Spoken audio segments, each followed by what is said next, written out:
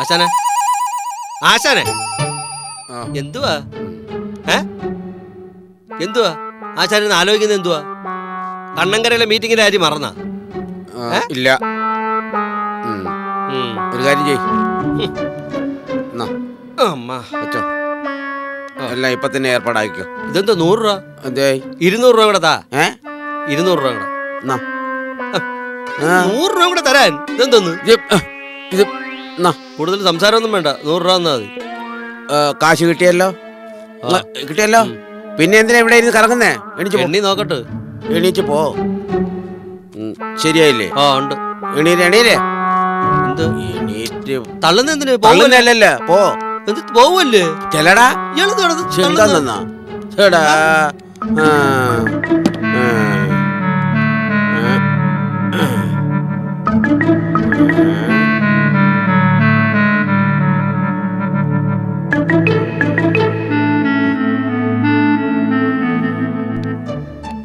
നീ അവിടെ പോയോ? പോയി പറ്റി. ആ കിളവിത്തള്ള ഓണാവധിക്ക് നാട്ടിൽ പോയിട്ട് ഇതുവരെ മടങ്ങി വന്നിട്ടില്ല. അതുകൊണ്ട് വലിയ റിസ്ക് ഇല്ലാതെ എനിക്ക് അവിടെ കയറിപ്പറ്റാൻ കഴിഞ്ഞു. നന്നായി. അവിടെ എങ്ങനാ? അവിടെ എല്ലാരും സന്തോഷത്തോടെ കഴിയുന്നു. അത് പാടില്ല. അത്രയും സന്തോഷത്തിന്റെ ഒരു കാര്യമില്ല. അത് നമ്മൾ തീർത്തു കൊടുക്കണം. പെട്ടെന്നിപ്പോ ആ കുടുംബത്തിനൊരു വിള്ളലുണ്ടാക്കാൻ പറ്റുമോ? ഇതെന്താ ഇടമലയാർ ഡാമോ?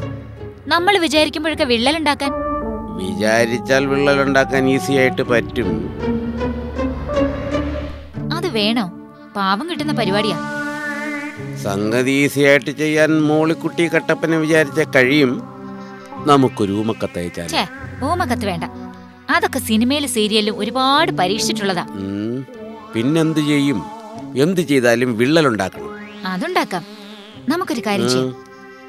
ഒരു പെൺകുട്ടിയെ കൊണ്ട് അശോക് സാറിന്റെ വീട്ടിലേക്ക് ഫോൺ ചെയ്യിപ്പിക്കാം. അത് കൊള്ളാം. ദാ ഫോണിൽ നീ തന്നെ വിളിക്കും. അയ്യോ, എന്റെ ശബ്ദം പിടിക്കും. പിടിക്കാൻ എന്തുവാ? നിന്റെ ശബ്ദം ഫോൺ രൂപത്തിലാണ് പുറത്തോട്ട് വരുന്നത്. വിളിക്കുന്നേ, ആരും അറിയത്തില്ല. ശേ, ഞാൻ വിളിച്ച ശരിയാവത്തില്ല. വേറൊരു പെൺകുട്ടി കൊണ്ട് ഞാൻ വിളിപ്പിക്കാം. പിന്നൊരു കാര്യം, ഇതിനൊക്കെ അഡീഷണൽ പണം ഇറക്കേണ്ടി വരും. ഇറക്കാം, എത്ര വേണമെങ്കിലും ഇറക്കാം. പക്ഷേ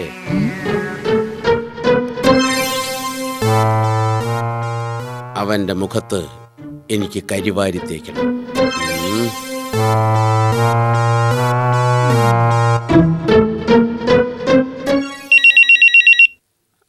മോളിച്ചേച്ചി, ആ ഫോണൊന്ന് എടുത്തേ. ഹലോ, ആരാണ്? അതെ, അശോക് സാർ ഓഫീസിൽ പോയല്ലോ. അല്ലല്ല, കൊടുക്കണോ? നിങ്ങളാരാ? Hello hello hello. കട്ട് ചെയ്തു. ആര്? പേര് ചോദിച്ചിട്ട് പറയാതെ ഫോൺ വെച്ചളഞ്ഞു. ഒരു സ്ത്രീയാ വിളിച്ചത്. മായ്ക്ക് ഫോൺ കൊടുക്കണോന്ന് ചോദിച്ചപ്പോ വളരെ പെട്ടെന്ന് അവര് ഫോൺ വെച്ചളഞ്ഞു. ആരായിരിക്കും അത്? അശോകേട്ടന്റെ സുഹൃത്തുക്കളുടെ വീട്ടിൽ നിന്ന് വല്ലതായിരിക്കും, അല്ലേടാ? എന്നാലും പേര് ചോദിച്ചപ്പോ കഥക കൊട്ടി അടയ്ക്കുന്ന പോലെ ഫോൺ വെച്ച് കളഞ്ഞത് അത്ര ശരിയായിട്ട് എനിക്ക് തോന്നുന്നില്ല. ഇതവളായിരിക്കും. മായമ്മ ഫോൺ എടുക്ക.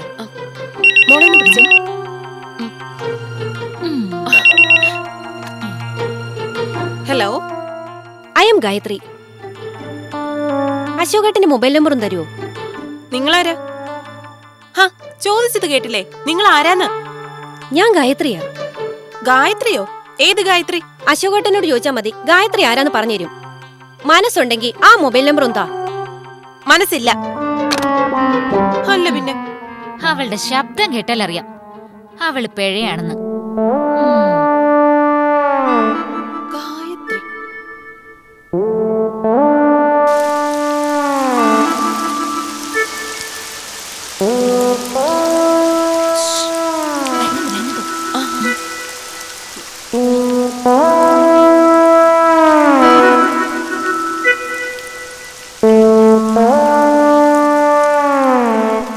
ആരാ ഈ ഗായത്രി? ഗായത്രിയോ? ഏത് ഗായത്രി? അതെ, ഗായത്രി എന്ന് പേരുള്ള അവളെ 2 പ്രാവശ്യം വിളിച്ചിരുന്നു. ഇത് ചോദിക്കാനായിരുന്നോ നീ? കാറ്റായാലും മഴയായാലും സാരമില്ല. അതെ, അവളെ കുറിച്ച് പറഞ്ഞിട്ട് അകത്തോട്ട് കയറിയാ മതി. ഗായത്രി എന്ന് പേരുള്ള ഒരു പെണ്ണിനെ നിന്നണമായി എനിക്കറിയത്തില്ലേ? ആ ദേ ഒരുമാതിരി ഒരുമാതിരി ചാനലിലെ പെണ്ണുങ്ങളെ കൊഴഞ്ഞ് സംസാരിക്കുന്ന പോലുള്ള സംസാരമൊക്കെ ആയിരുന്നു. ആ അങ്ങനെ വരട്ടെ. വല്ല ചാനലുകാരും നമ്പർ മാറി വിളിച്ചായിരിക്കും. ചെലപ്പോ ആയിരിക്കും. അതെ അതെ. അപ്പോ ഈ ഗായത്രി എന്ന് പറയുന്ന പെൺകുട്ടിയെ സത്യമായിട്ട് അശോകേട്ടൻ അറിയില്ല? സത്യമായിട്ട് എനിക്ക് അറിയത്തില്ല മായേ. എനിക്ക് തോന്നുന്നത് ഇപ്പോഴത്തെ എന്റെ ഈ സെറ്റപ്പൊക്കെ കണ്ടിട്ട് അസൂയ തോന്നുന്ന വല്ലവനായിരിക്കും ഈ ഫോണിന്റെ പിന്നിൽ. ഞാനങ്ങ് പേടിച്ചു പോയി. തീർച്ചയായിട്ടും പേടിച്ചു. ഈ ജവഹർ കോളനിയിലെ പുരുഷ കേസരികളെ മറികടന്നുകൊണ്ടല്ലേ ഞാൻ ഈ പുരുഷരത്ന അവാർഡ് കൈക്കലാക്കിയത്. അതെ, പക്ഷെ ഇതിന്റെ പിന്നിൽ പ്രവർത്തിച്ചത് ആരാണെങ്കിലും ശരി, ഞാൻ അവരെ കണ്ടുപിടിക്കും. ഉറപ്പാ. പാവ അശോകേട്ടൻ. അതെ, ഒരു ഒരു പാവമൊന്നും പറയണ്ട, ഒരു കണ്ണ് വേണം, അത് നല്ലതാ. ആ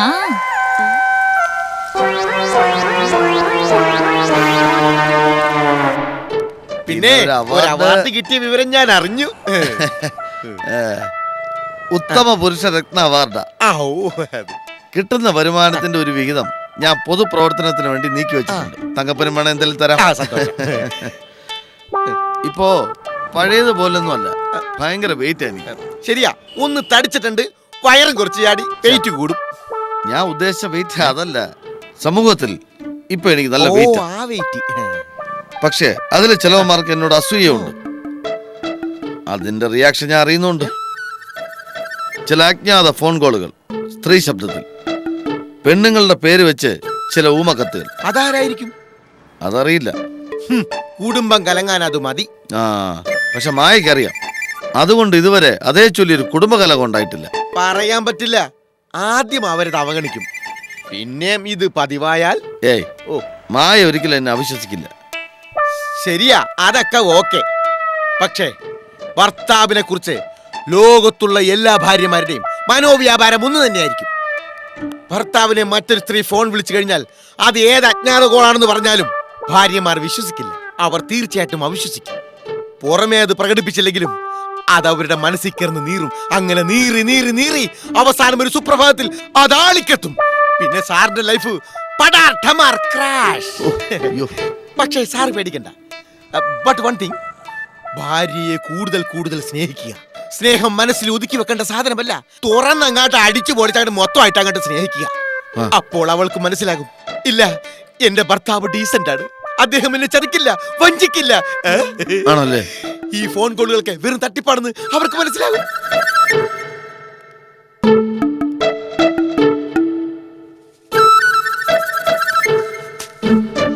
തങ്കപ്പം പറഞ്ഞ നേരെ.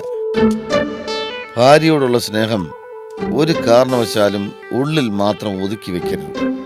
അത് പൂർണ്ണ അളവിൽ പ്രകടമാക്കണം. എങ്കിൽ മാത്രമേ 100% സ്നേഹമുള്ള ഹസ്ബൻഡാണെന്ന് അവർക്ക് ബോധ്യമാകും.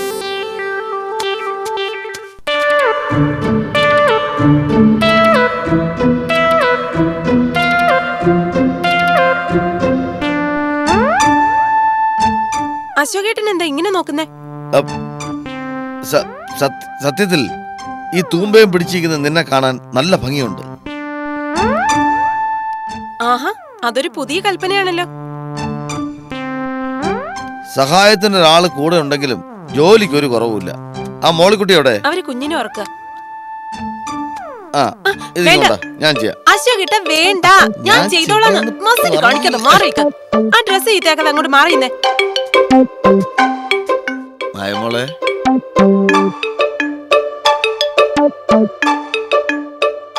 എന്താ നോക്കുന്നത്? ഏയ്, കല്യാണത്തിന് ശേഷം ആ വിളി ഞാനിപ്പോ ആദ്യമായിട്ടാ കേൾക്കുന്നത്. മായെന്ന് വിളിക്കുമ്പോഴും മനസ്സിലെപ്പോഴും മായമോളെന്നേ വിചാരിച്ചിട്ടുള്ളൂ. അശോകേട്ടൻ ഇത് എന്ത് പറ്റി? എന്താ അങ്ങനെ ചോദിച്ചേ? അല്ല, മൊത്തത്തിലൊരു ചേഞ്ച്.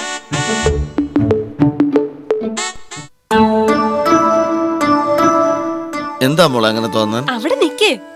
അല്ല, ഈ മോളേന്നുള്ള വിളിയും പതിവില്ലാത്ത ഈ സഹായ ഹസ്തങ്ങളും അതൊക്കെ കണ്ടപ്പോ ചോദിച്ചേ ഉള്ളൂ. അത് അത്ര ഇഷ്ടമായിട്ടല്ലേ? എന്താ ഇത്? പിന്നെ മായ, നിന്റെ ജോലിയൊക്കെ വേഗം തീർക്കണം. വൈകുന്നേരം നമുക്ക് എല്ലാവരും കൂടെ സിനിമയ്ക്ക് പോകണം. ഏത് സിനിമയ്ക്ക്? അത് നിങ്ങൾക്ക് ഇഷ്ടപ്പെട്ട സിനിമ. ആ മോൾ ഉറങ്ങിയോ? ആ സാറിന്ന് നല്ല ഹാപ്പിയിലാണല്ലോ. ആ. അത് തന്നെ ഞാനും ആലോചിക്കുന്നത്. ദേ ഓവറായിട്ട് സ്നേഹപ്രകടനം നടത്തുന്ന ഭർത്താക്കന്മാരെ സൂക്ഷിക്കണമെന്ന് പറഞ്ഞൊരു ലേഖനം കൂട്ടുകാരി മാസികയിൽ ഞാൻ ഇപ്പൊ വായിച്ചതേ ഉള്ളൂ.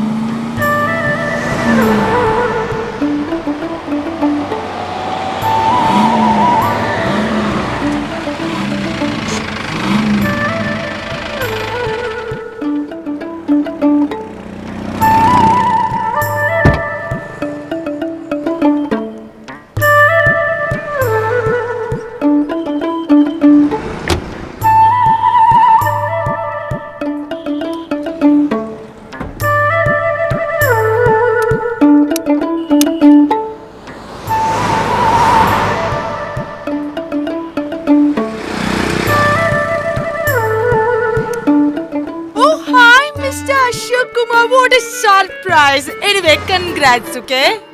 ആരാ? അല്ല സാറിന് സുലോചന അറിയില്ലേ? വനിതാ ക്ലബിന്റെ പുതിയ ജനറൽ സെക്രട്ടറിയാ സുലോചന തങ്കച്ചൻ.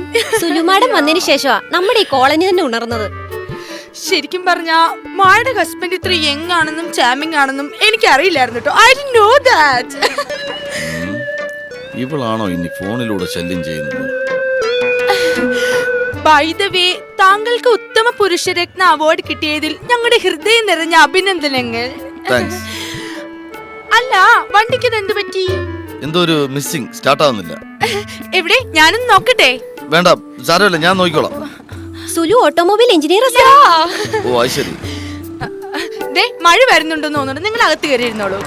അല്ല അത് It's okay. I will manage everything. You don't know me.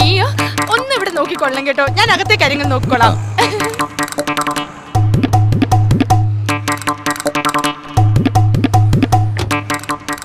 Mister Ashok Kumar, ആ ഡീസൽ പമ്പ് ഒന്ന് നോക്കിയേക്കേ.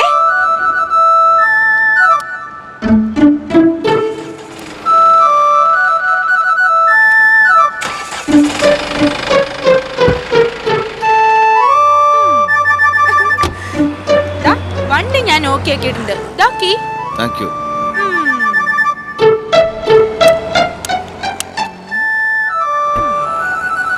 ആഹാ അങ്ങനെ അങ്ങ് പോയാലോ? ചെലവൊന്നും ചെയ്യുന്നില്ലേ? ഇതിനെന്ത് ചെലവ് ചെയ്യാൻ? ഒന്നും പറയണ്ട, ഇന്ന് തന്നെ ചെലവ് ചെയ്യണം. വാ വാ രണ്ടുപേരും വേഗം ഇറങ്ങി വാ. ഇങ്ങോട്ട് വാ, നമുക്ക് ചെലവ് നടത്താന്നേ. ആൾക്കാർ കാണും.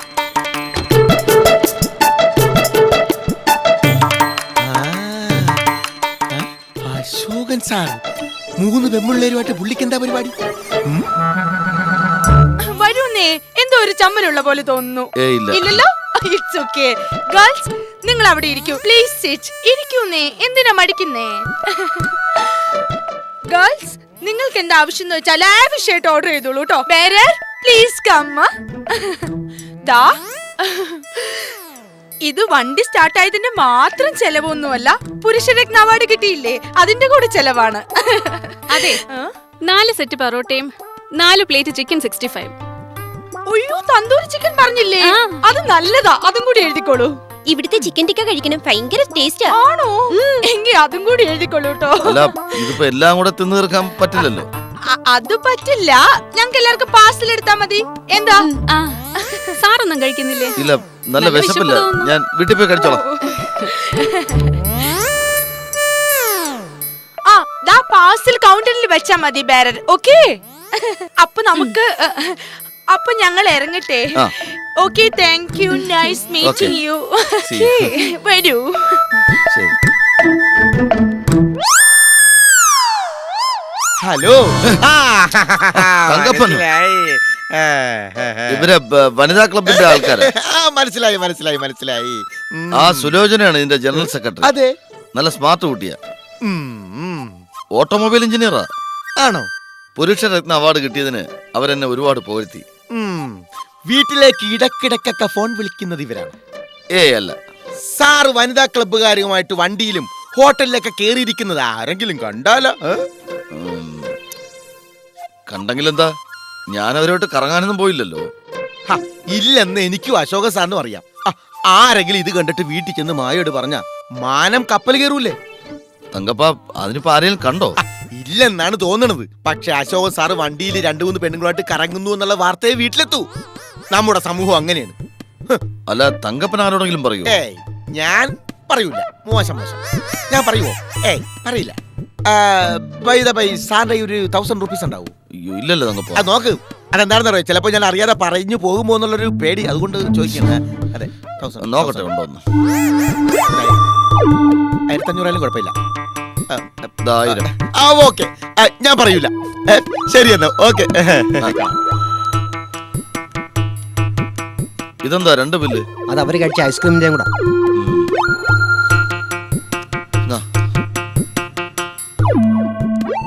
ആകെ കുഴപ്പമായല്ലോ ഈശ്വര.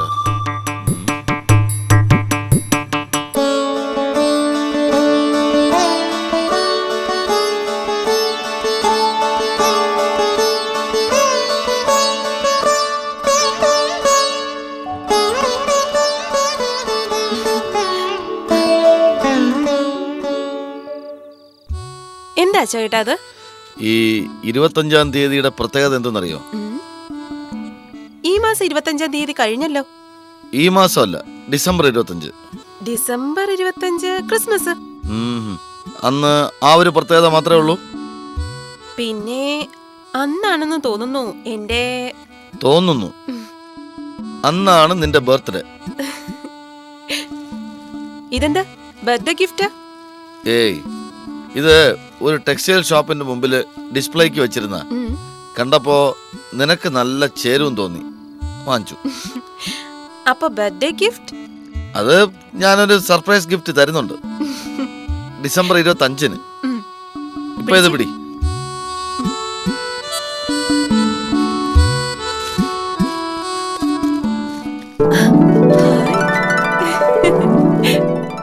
എങ്ങനെയുണ്ട്? പട്ടുസാരിയല്ലേ? എനിക്കിഷ്ടപ്പെട്ടു. എത്രയായി വില? വെറും 2500 രൂപ. ശോ, എന്തിനാ ഇപ്പൊ ഇത്ര വില കൊടുത്തൊരു സാരി വാങ്ങിയേ? ഇരിക്കട്ടെ, എന്റെ മോൾക്ക് എത്ര സമ്മാനം വാങ്ങി തന്നാലും ഈ അശോന് തൃപ്തി വരില്ല. അതെന്താ? അത് എന്താണെന്ന് അറിയില്ല. നീ ആരോടെങ്കിലും പറയൂ? ഇല്ല. എനിക്ക് നിന്നെ ഭയങ്കര ഇഷ്ടമാണ്.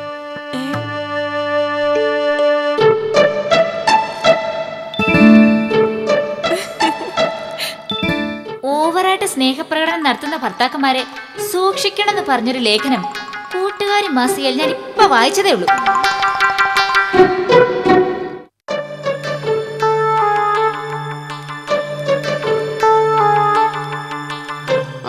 മോളിക്കുട്ടി, നേതാവോ? ആ, ഞാൻ അങ്ങോട്ട് വരാൻ ഇറങ്ങായിരുന്നു. എന്തായി മോളിക്കുട്ടി കാര്യങ്ങള്? അവര് തമ്മിൽ എന്തെങ്കിലും പ്രശ്നം? ഇല്ല, പാമ്പൻ പാലം പോലെ തകർക്കാൻ പറ്റാത്ത വിശ്വാസമാണ് അവരുടേത്. ഞാൻ ചില ദുസ്സൂചനകൾ കൊടുത്തെങ്കിലും രണ്ടുപേരും അത് മൈൻഡ് ചെയ്യുന്നില്ല. മൈൻഡ് ചെയ്യുന്നില്ലേ? ഇല്ലെന്നേ. പെണ്ണിനെ കൊണ്ട് ഫോൺ ചെയ്യിപ്പിച്ചാലൊന്നും കുലുങ്ങുന്ന ഒന്നും അല്ല അവരുടെ ദാമ്പത്യ ജീവിതം. നമുക്കിതിവിടെ വെച്ച് അവസാനിപ്പിക്കാം. വേണ്ട, പെണ്ണിനെ കൊണ്ട് ഫോൺ ചെയ്യിക്കുന്നില്ല. നമുക്കൊരു പെണ്ണിനെ തന്നെ രംഗത്തിറക്കിയാലെന്താ? ഒയ്യോ, പെണ്ണിനെയോ? അത് വേണ്ട ശാനെ, അത് ശരിയാവത്തില്ല.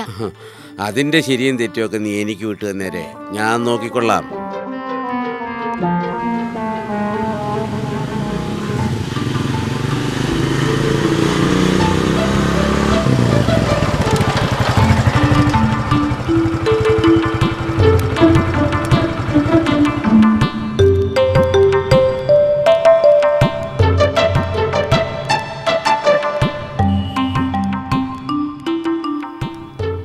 അപ്പോ പറഞ്ഞതൊക്കെ ഓർമ്മയുണ്ടല്ലോ. അശോകൻ ഇപ്പൊ തിരിച്ചു വരും. നീ ലിഫ്റ്റ് ചോദിച്ച് ബൈക്കിൽ കയറണം. എന്നിട്ട് ആ ബൈക്ക് മറിച്ചിടണം. അത്രയല്ലേ ഉള്ളൂ. ഒരു അഭ്യാസി കൂടിയായ ഗായത്രിക്ക് അത് നിഷ്പ്രയാസം ചെയ്യാൻ കഴിയുമെന്നാണ് എനിക്ക് തോന്നുന്നത്. ബൈക്ക് മറിച്ചിട്ട് ഒരു പോറല് പോലും ഏക്കാതെ ചാടി രക്ഷപ്പെടുന്ന കാര്യം ഞാൻ ഏറ്റു. എനിക്ക് വേണ്ടി ഇത്രയും സാഹസികമായ ദൗത്യം ഏറ്റെടുത്ത ഗായത്രിയെ എങ്ങനെ അഭിനന്ദിക്കണം എന്ന് എനിക്കറിയില്ല. അഭിനന്ദനമൊക്കെ പള്ളി പറഞ്ഞാൽ മതി.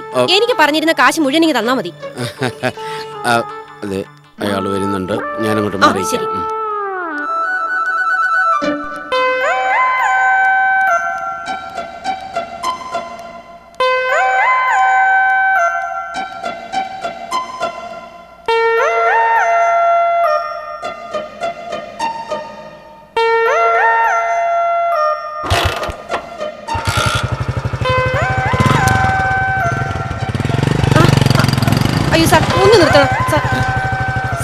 അർജന്റായിട്ട് 10 മണിക്ക് എനിക്കൊരു ഇന്റർവ്യൂ ഉള്ളതാ. ഒരു ജോലിയുടെ കാര്യത്തിനാ സാർ. എങ്ങനെയെങ്കിലും എന്നെ അവിടെ വരെ ഒന്ന് വിടണം പ്ലീസ് സാർ. അല്ല അത് ബുദ്ധിമുട്ടാണ്. സാറൂടെ കൈവിട്ട് പിന്നെ എന്റെ ഈ ജോലി പോകും സാർ. പ്ലീസ് കേറിക്കോ, കേറ്. ആ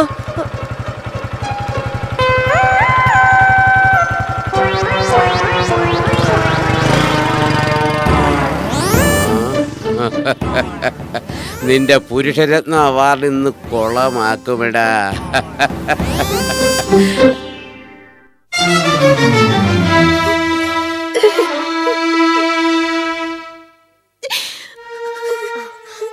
മായ കരയണ്ട.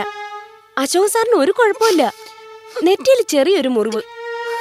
ഹെൽമെറ്റ് ഇല്ലാത്തോണ്ട് അത്രേ പറ്റുള്ളൂ. ദൈവം കൊടുത്ത ശിക്ഷയത്. കണ്ട പെണ്ണുങ്ങളെയും കൊണ്ട് ബൈക്കിൽ ഊരി ചുറ്റുമ്പോ അറിയേണ്ടതായിരുന്നു ഇങ്ങനെ ഒരു അക്കിടി പറ്റുന്നു. ആ പെണ്ണെങ്ങനെ അശോക് സാറിന്റെ ബൈക്കിന്റെ പുറകിൽ വന്നു എന്നാ ഞാനും ആലോചിക്കുന്നത്. അവള് ചത്തോ? ചത്തില്ല.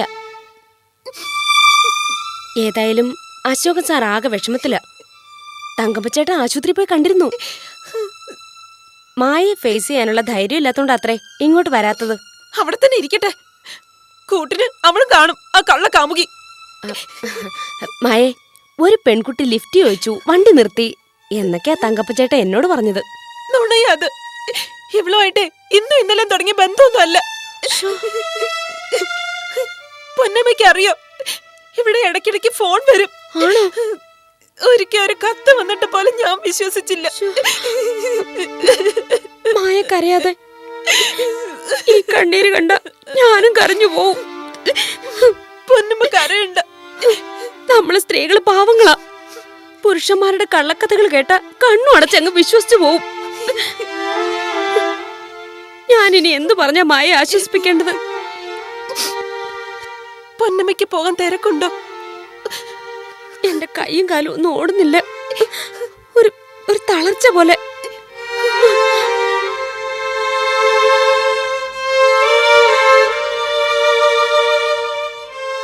നിങ്ങൾ ഇതിനെ ഒന്ന് സമാധാനിപ്പിക്കാൻ നോക്ക്.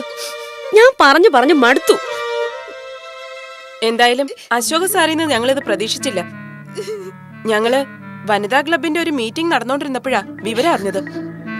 എന്തായാലും മായ തളരരുത്. ഇത്രയും കാലം മായ വഞ്ചിക്കപ്പെടുകയായിരുന്നു.